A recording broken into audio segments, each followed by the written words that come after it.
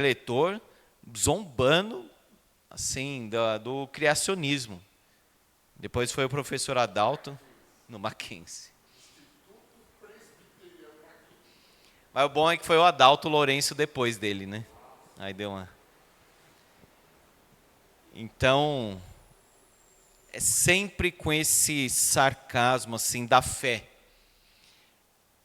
E não está exatamente discutindo as teorias da criação.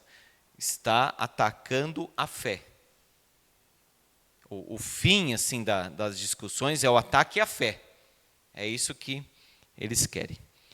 Amados irmãos, Deus criou todas as coisas, nós cremos nisso pela fé. Agora, como que Deus criou do nada, é algo extraordinário mesmo. Não cabe na nossa cabeça, é porque Deus é todo poderoso, por isso que isso aconteceu.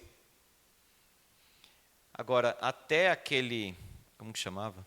Ele faleceu, que ficava na cadeira, tetraplégico, Stephen Hawking, né? Stephen Hawking, acho que é esse o nome dele.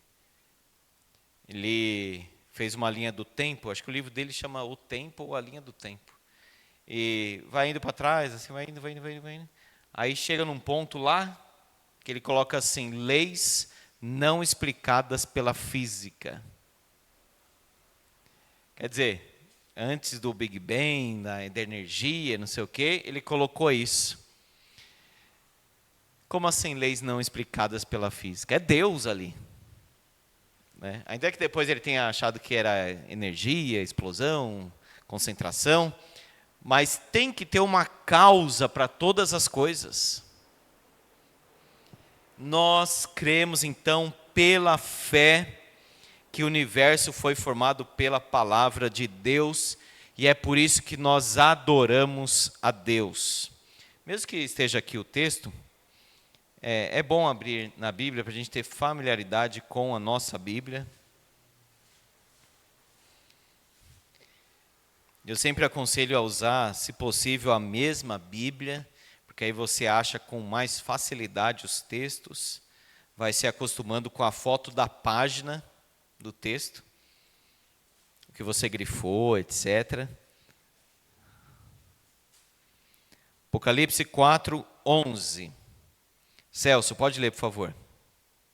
Tu és digno, Senhor e Deus nosso, de receber a glória, a honra e o poder, porque todas as coisas tu criaste, sim, por causa da tua vontade, vieram a existir e foram criadas.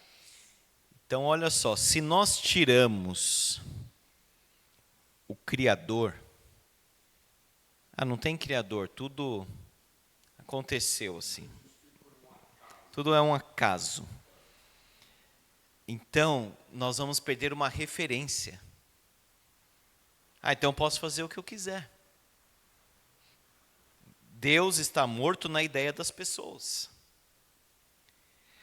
Agora, quando nós cremos que Deus nos criou, primeiro, nós ganhamos assim uma referência de honra e de valor. Nós somos criados à imagem e semelhança de Deus. E aí nós adoramos a Deus. Olha só, tu és digno de receber glória, honra, poder, porque todas as coisas tu criaste. Nós adoramos a Deus porque Ele é o Criador. O Criador dos céus e da terra. Olha só, por causa da vontade dEle, vieram a existir e foram criadas. Pergunta 9, então, do breve catecismo de Westminster. Qual é a obra da criação? A obra da criação é aquela pela qual Deus fez todas as coisas do nada, pela palavra do seu poder, no espaço de 6 dias, como a Bíblia diz, e tudo muito bem. Bom, se você olha para esse púlpito, você já pensa o seguinte: madeira, alguém que colou aqui, que pensou, alguém que trouxe.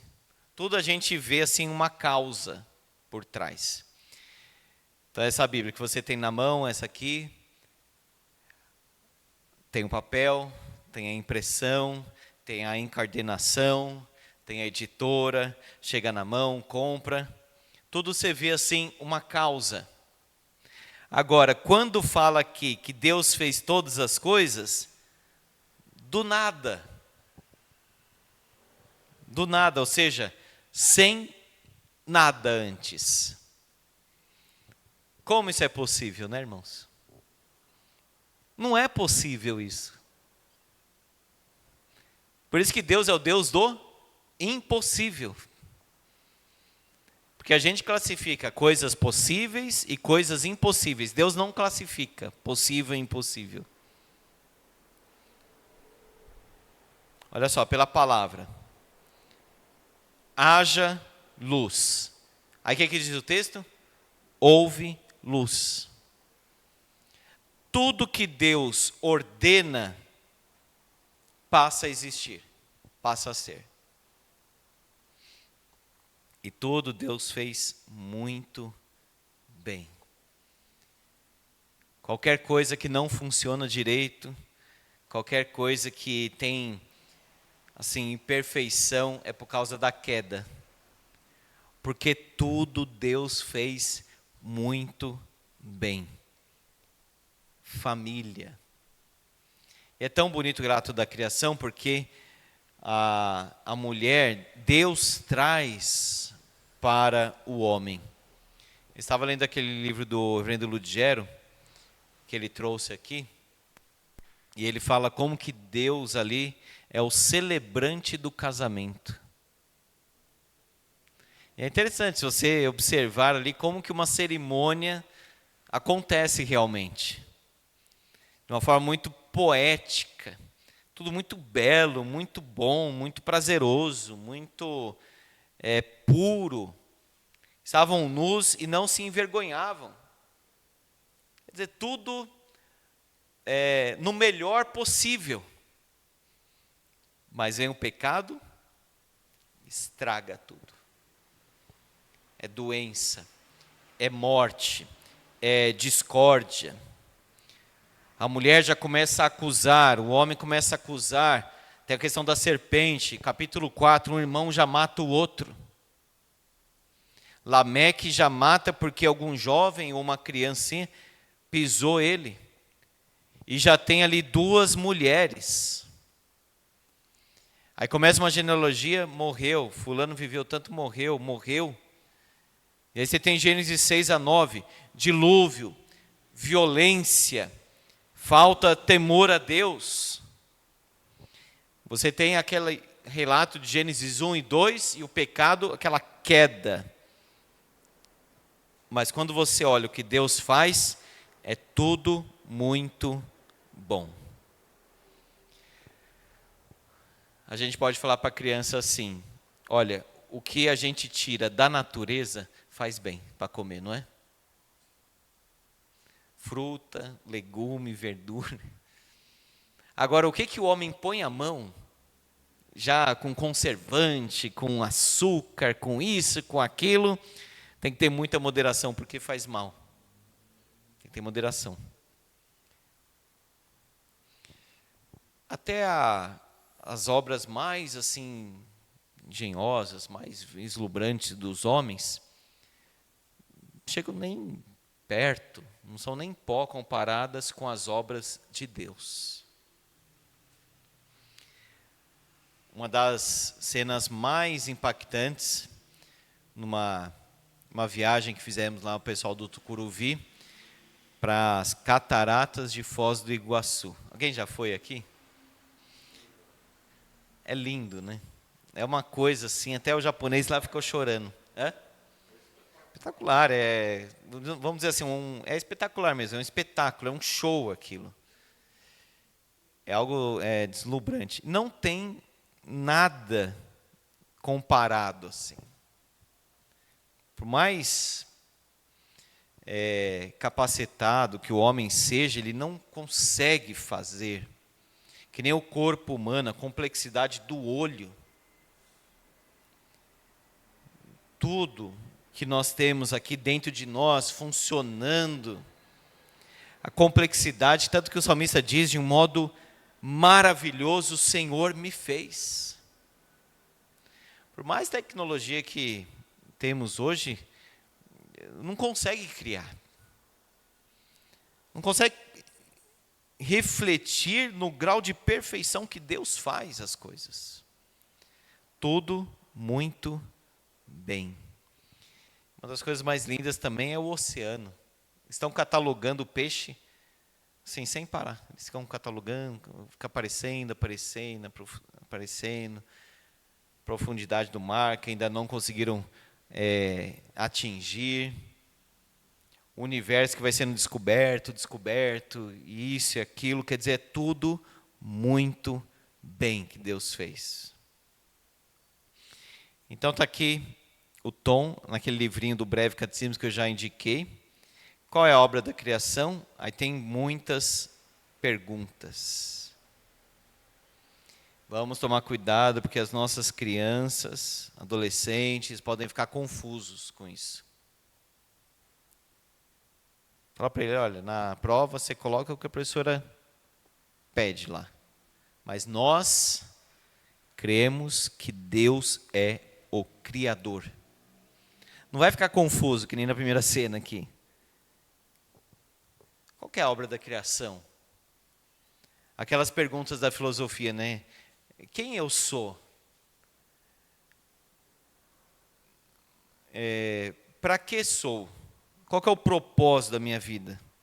O que é felicidade?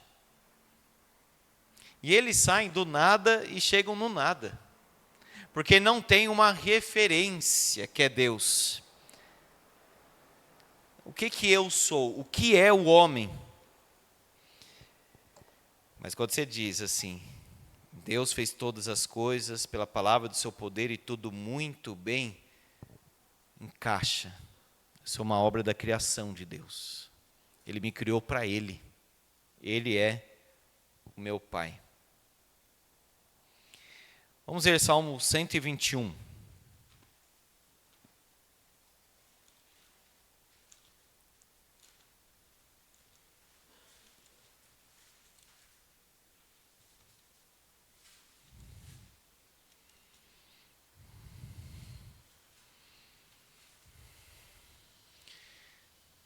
Eu tinha um professor no seminário, professor de hebraico e de Antigo Testamento. E ele falava sempre o seguinte, lá quando a gente tinha que entregar os trabalhos, né? Eu quero que vocês destaquem qual é a relação entre as frases. Por que uma frase está depois da outra, as relações. Então, olha só, o versículo 2. Isso é muito importante para interpretar a Bíblia e pegar o ensino da palavra. Vamos a partir do 1. Eleva os olhos para os montes. De onde me virá o socorro? Meu socorro vem do Senhor, que fez o céu e a terra. Então, olha só, qual é a relação dessa segunda frase do versículo 2 com a primeira? Meu socorro vem do Senhor, que fez o céu e a terra. Será que ele está dizendo só, o meu socorro vem do Senhor, aquele lá que fez o céu e a terra? Ou será que ele está dizendo assim, o Deus que fez o céu e a terra? Ou seja, ele é tão poderoso, que ele me socorre. Então não é só para localizar quem é o Senhor. É o Criador. Não. O meu socorro vem do Senhor. E o socorro dele é tão poderoso, é tão forte, é tão suficiente, porque ele fez os céus e a terra. Olha.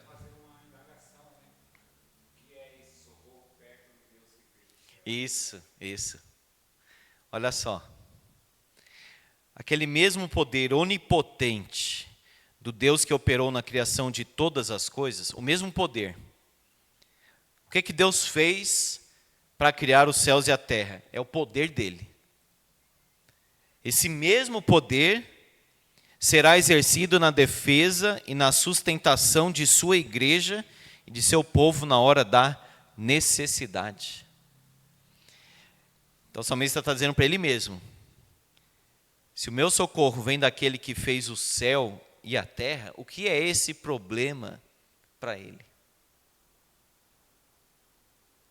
Então, pensar em Deus como o Criador, irmão, traz um conforto para nós.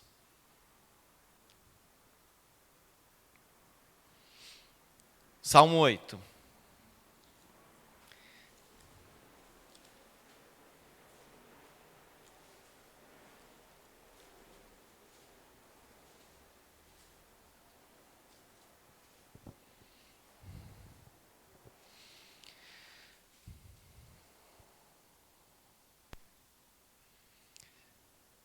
Versículo 1.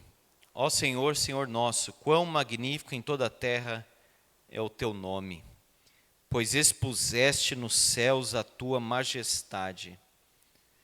Da boca de pequeninos e crianças de peito, suscitaste força por causa dos teus adversários, para fazeres emudecer o inimigo e o vingador.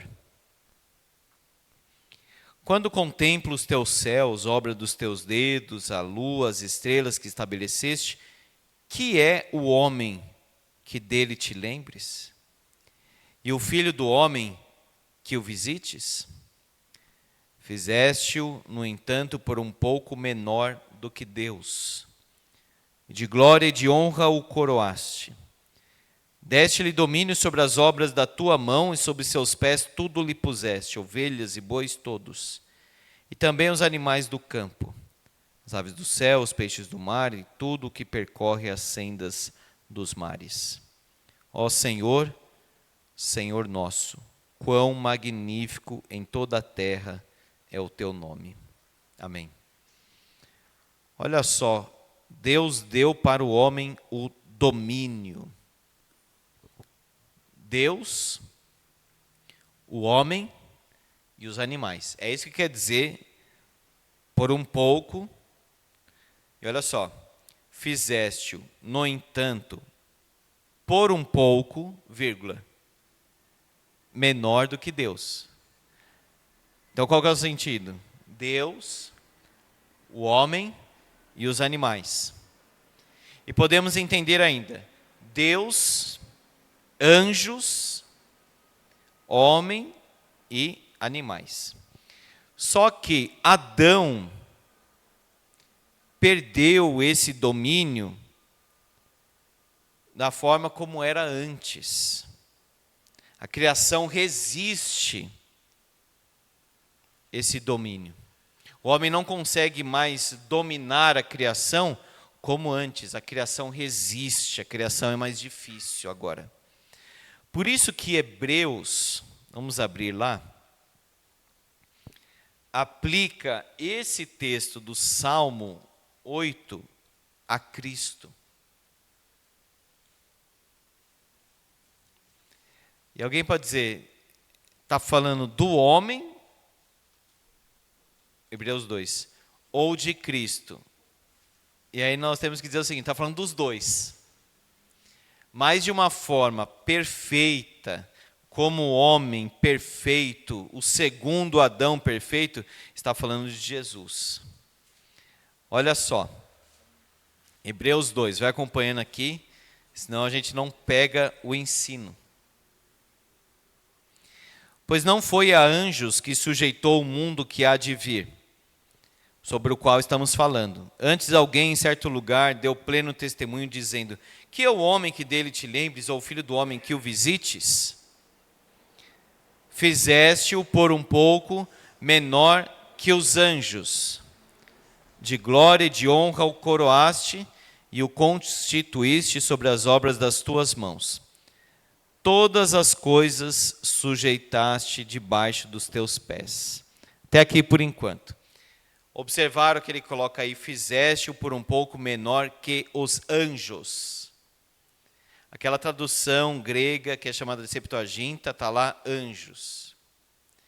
Porque no Salmo 8, e eu já expliquei um pouco, no Salmo 8, quando você lê lá, um pouco menor do que Deus, olha só, no versículo 5, Aqui no texto hebraico, está o versículo 6, né? Aqui. Esse númerozinho do lado. Porque no texto hebraico, o versículo 1, né, conforme a divisão aqui da Bíblia hebraica, o versículo 1 é ao mestre de canto, segundo a melodia, os lagares. Por isso que fica 6, tá? Não a glória divina e a dignidade do Filho do Homem. Isso aí é da sociedade bíblica. Agora, esse embaixo aí, ao mestre de canto, seria o versículo 1, tá? Então, a palavra que aparece é aquela que nós já estudamos aqui, que é Elohim, que significa em algum contexto Deus, em outro contexto anjo, e outro contexto dominadores. Como ele está citando aqui o texto grego, então, do Antigo Testamento, que os irmãos lá, destinatários, tinham esse texto em mãos, ele coloca anjos, porque se refere aos dois. O homem foi feito menor que os anjos e menor que Deus. Ficou claro isso, irmãos? Deu para explicar? Certo. Ora, continua então Hebreus 2:8. Desde que lhe sujeitou todas as coisas, nada deixou fora do seu domínio.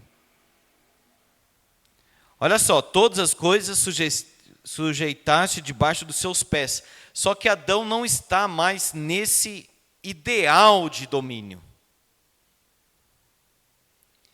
Agora, porém, ainda não vemos todas as coisas a ele sujeitas. Olha agora, versículo 9. Vemos, todavia, aquele que, por um pouco, tendo sido feito menor que os anjos, Jesus, por causa do sofrimento da morte, foi coroado de glória e de honra, para que, pela graça de Deus, provasse a morte por todo homem. Então, em termos maiores, absolutos, plenos, de domínio, o Salmo 8 fala de Jesus. Também fala de Adão, como até coloquei aqui. É preferível interpretar a citação do Salmo como se referindo primeiro ao homem e depois a Cristo, num sentido maior, perfeito. Primeiro Adão, segundo Adão, exatamente.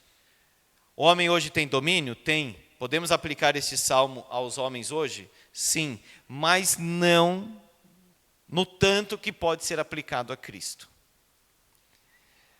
Então a Bíblia tem, como se fosse assim, múltiplo cumprimentos? Tem. Às vezes o Antigo Testamento está falando de uma pessoa que nasceu lá, que viveu lá naquela época, mas o cumprimento maior é em Jesus.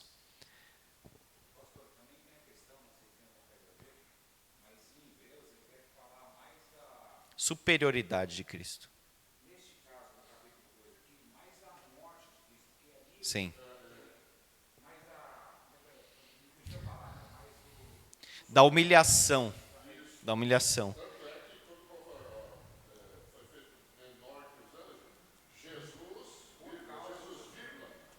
Causa da... É isso.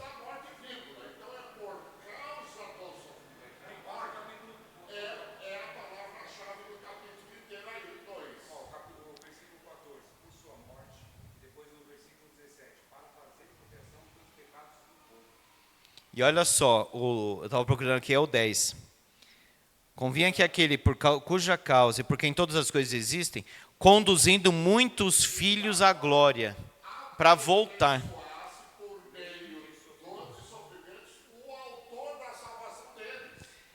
Então ele que recebe o domínio, traz de volta os homens para o reino do domínio da criação.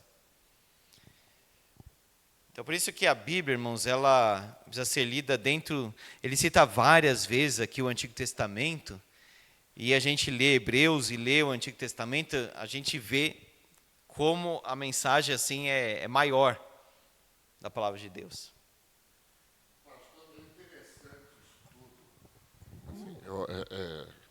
É porque é muito extenso, muito abrangente. Mas veja bem, era necessário que fosse um homem. Tinha que ser um homem para que fosse legitimado o resgate, porque foi o homem que pecou. Então tinha que ser um homem que tinha que sofrer. Então ele representa toda a humanidade, porque Adão pecou. Então ele é o segundo Adão. Aí ele vai representar de novo toda a humanidade, mas agora sem pecado. Adão pecou, mas esse segundo Adão não pecou, mas é homem. Então por isso que a nossa doutrina diz, Jesus é 100% Deus, mas é 100% homem, porque tinha que ser 100% homem. Para ser o quê? O substituto. Fiador igual. E ao mesmo tempo Deus, porque senão não suportaria também. Agora, interessante que esse Hebreus começa no capítulo 1 dizendo assim, no versículo 2, 2. Porque ele falava, começa lá, né? Havendo Deus outrora falado muitas vezes e de muitas maneiras aos pais pelos profetas, nestes últimos dias nos falou pelo seu Filho, a quem constituiu herdeiro de todas as coisas, pelo qual também fez o universo. Quer dizer, Jesus Cristo é o Criador de todas as coisas. E herdeiro dela. É porque é muito profundo isso aqui. A gente fica empolgado com a palavra de Deus, né? Hebreus, assim, é muito rico.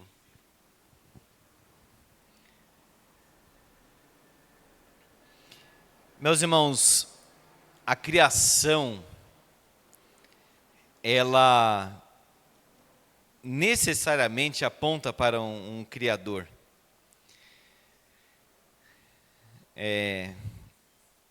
Que exemplo que eu poderia dar? Se alguém passa num lugar assim e está com o pé molhado, pisa, o que você pensa? Alguém passou por aqui, não é? É uma coisa até óbvia.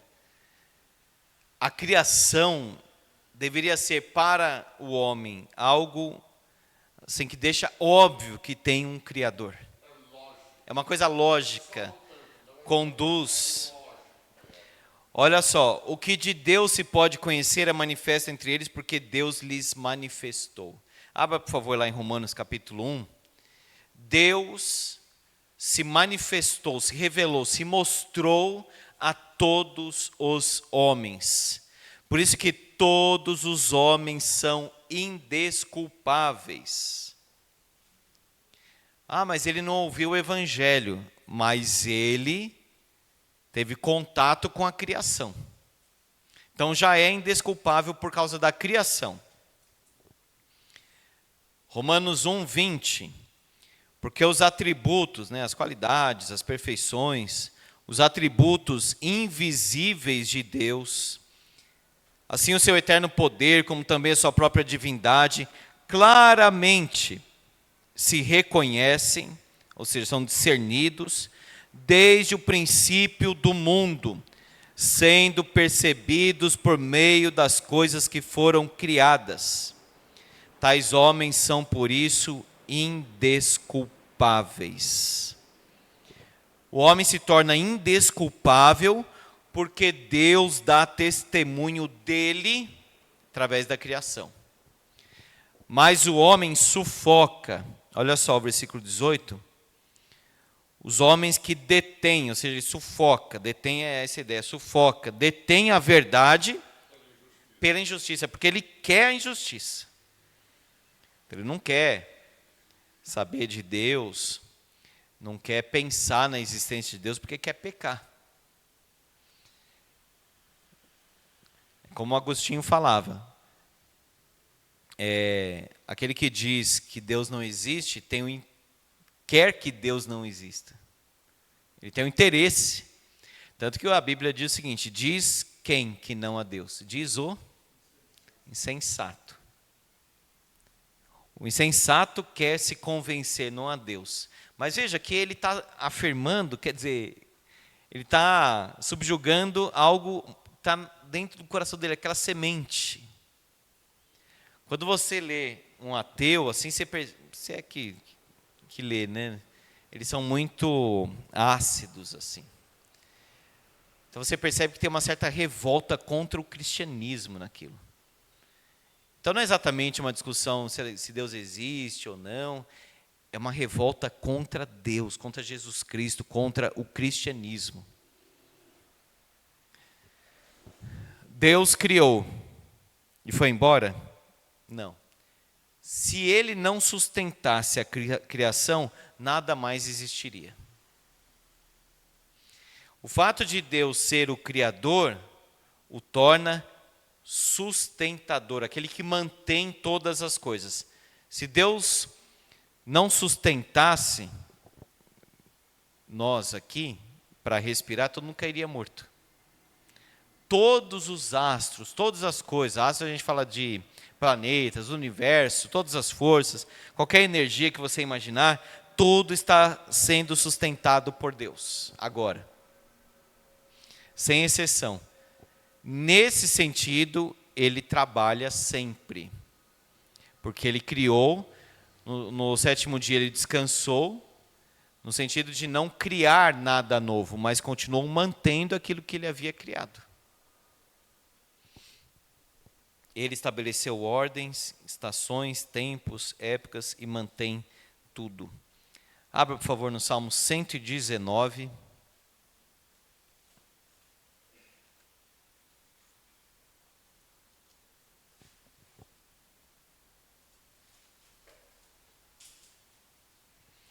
Versículo 89 a 91.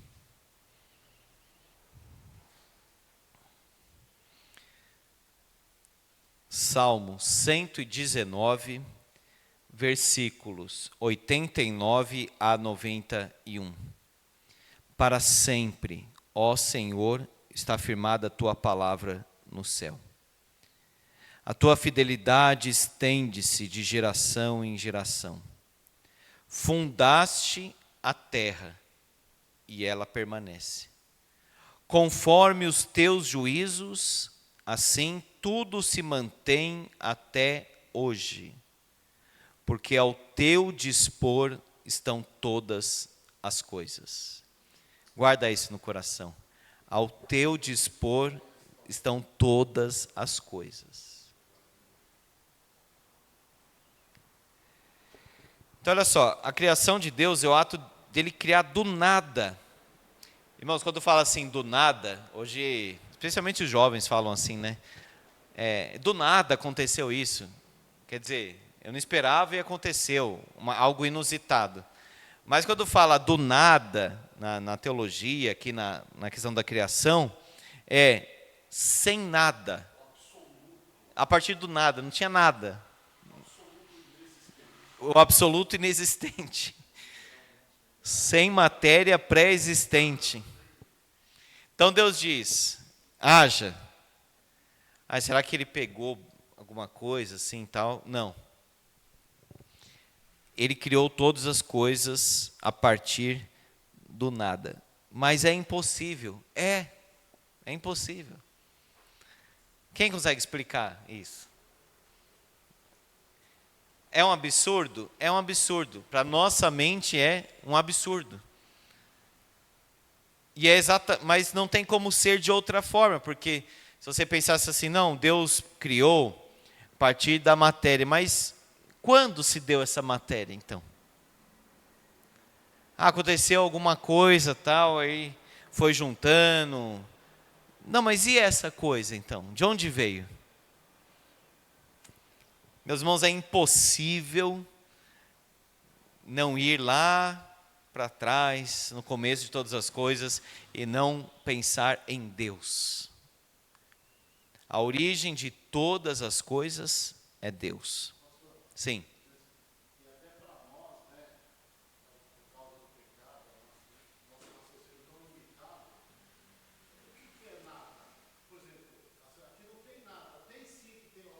Exato,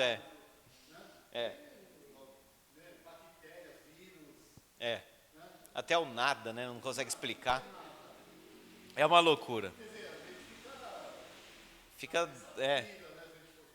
explicar para a criança quem criou Deus, porque a eternidade não tem como entrar na cabeça.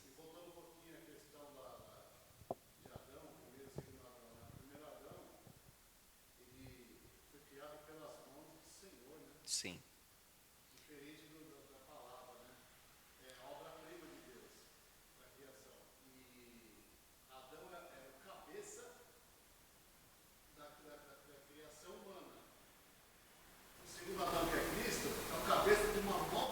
De uma nova criação. O segundo Adão, assim, a gente consegue fazer vários paralelos do primeiro Adão e do segundo Adão. O primeiro Adão caiu no Éden, o segundo Adão venceu no deserto. O primeiro Adão é o representante da morte, o segundo da vida. O outro é da primeira criação, essa aqui, afetada pelo pecado. O segundo da nova criação.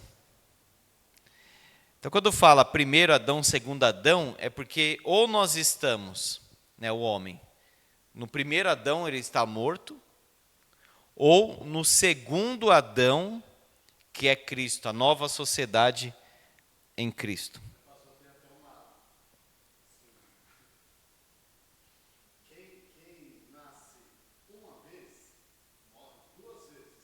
Uhum.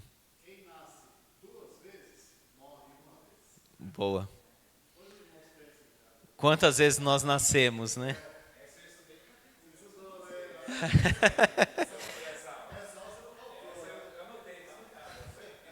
Essas frases são boas porque resumem. Irmão, o que a gente cria que não é uma cópia?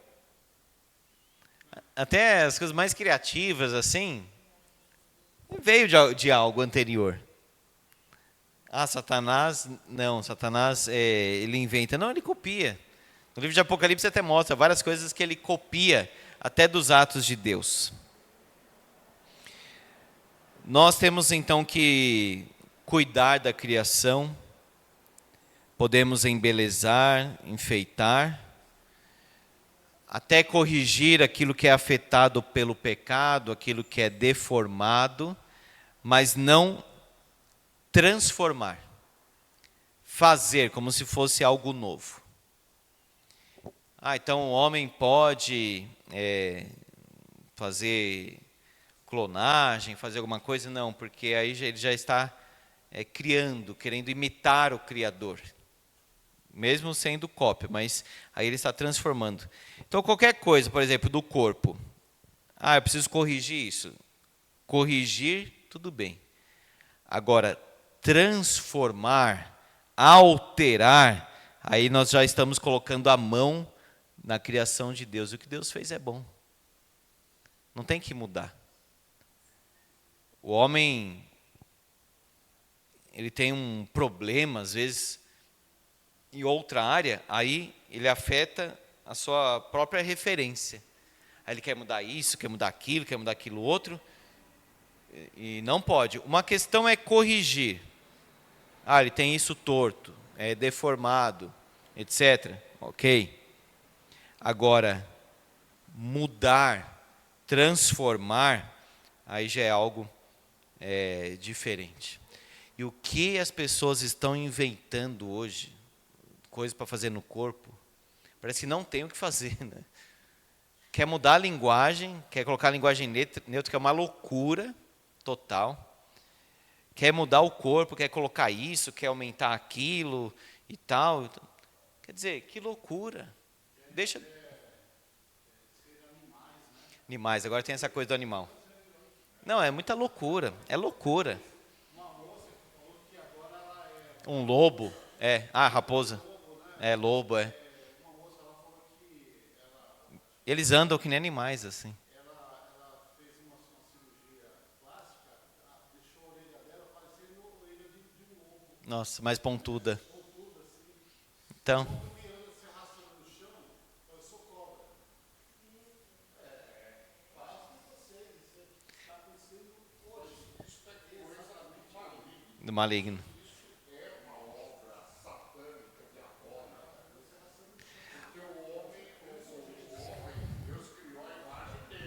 Isso.